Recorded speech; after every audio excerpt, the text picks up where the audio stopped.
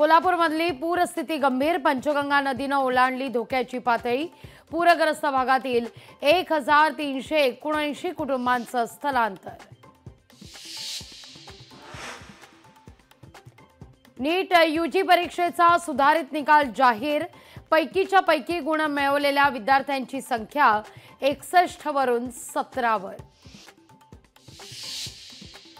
अग्निपथ योजना लष्करानं हाती घेतलेल्या सुधारणांचं एक उत्तम उदाहरण। योजनेवरून विरोधक राजकारण करत असल्याची पंतप्रधानांची टीका।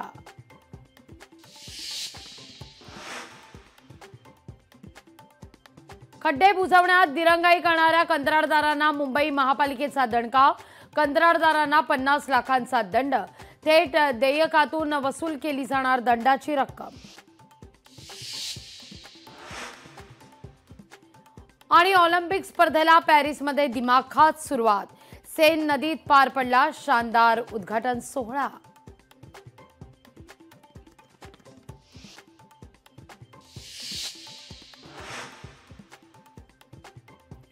भारताच्या ऑलिम्पिक मोहिमेला सुरुवात, पुरुष हॉकीमध्ये भारत न्यूझीलंडशी भिडणार, तर पदकांचा दुष्काळ संपवण्याकरता नेमबाजही सज्ज।